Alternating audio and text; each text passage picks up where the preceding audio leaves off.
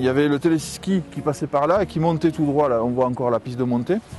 Et elle servait à relier le secteur de Masboeuf au secteur de la Prairie. Elle avait, je ne veux pas dire de bêtises, mais entre 30 et 40 ans. Ça ressemblera à une nouvelle piste parce que ça a été reterrassé, réaménagé. On a profité du changement justement de la passerelle pour remodeler un peu les entrées et les sorties de la passerelle. Elle était en structure métallique et à l'heure actuelle donc très oxydée par le sel qui est sur les routes, puisque la route principale qui passe dessous faisait abîmer la structure métallique qui était là, puisqu'à l'époque c'était métallique, ils savaient faire que ça. Et c'était temps justement de la rénover. On s'est posé la question avec le conseil départemental si c'était de la rénover ou de la changer. Et on a pris l'optique cette année carrément de la renouveler, de la changer. C'est l'axe principal qui revient du secteur de Masboeuf, donc c'est le passage obligé. Vous n'avez pas d'autre solution que de passer par là. Donc c'est un ouvrage très important pour l'exploitation de la station, du domaine skiable. Et il y avait un point noir aussi. On a profité aussi du renouvellement, comme je vous dis, pour remodeler l'entrée et les sorties. Et on a profité aussi pour mettre de l'angle sur la passerelle, qui auparavant était très impressionnante. Vous qui faites du ski, Thierry, vous savez que quand on s'arrêtait sur la passerelle, parce qu'on ne voyait pas le dessous. Et tous les clients faisaient le même arrêt, et forcément s'arrêtaient au même endroit. Et qui dit s'arrêter sur la neige avec des skis, dit de l'usure. Et on s'apercevait que c'était un point noir, c'était non seulement un axe principal fréquenté, très fréquenté, mais aussi avec de l'usure beaucoup exagérée à cause des freinages et des arrêts des skieurs sur la passerelle. La liaison avec le vélo aussi pour l'été, pour les piétons, donc c'est le GR400 repasse par ici, donc fait la liaison avec le plomb du Cantal.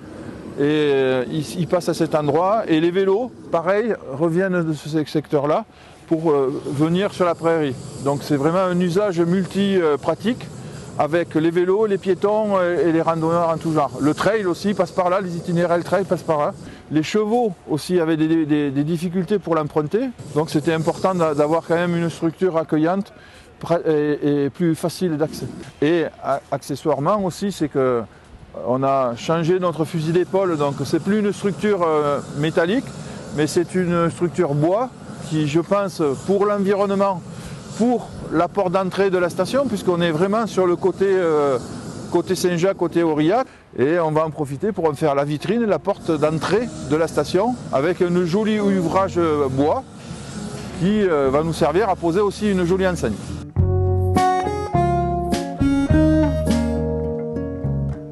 Depuis une dizaine d'années, nous interrogeait sur la fiabilité. Alors on sait qu'il y avait des dameuses qui passent dessus, des véhicules qui passent dessus pour l'exploitation. Hein. Pour le damage, une dameuse c'est 12 tonnes. Donc 12 tonnes qui passent sur une structure abîmée, ça nous inquiétait un peu. Au bout de 10 ans, on s'est dit quand même on va prendre les devants, on va faire de la prévention et on va changer cette structure en sachant que c'est un investissement du conseil départemental, c'est la propriété du conseil départemental et c'est donc un investissement d'environ 1 million d'euros qui va être là cet hiver.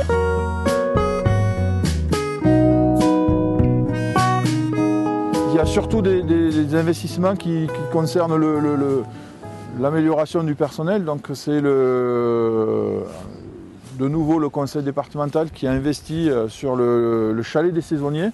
Donc nous avons récupéré le bâtiment des pompiers qui était sur la station, inutilisé, et on a donc construit des chambres pour accueillir tous les saisonniers cet hiver de la station pour le moment, puisque tout est relatif, il y a une quinzaine de chambres et on pourra accueillir une trentaine de saisonniers, mais qui est vraiment pour nous indispensable, puisque vous comprendrez qu'on a, comme tout le monde, comme tous les employeurs, quelques difficultés à recruter des employés saisonniers, donc j'en fais la publicité d'ailleurs. Si jamais vous connaissez du monde, vous pouvez nous les faire connaître et qui se présentent.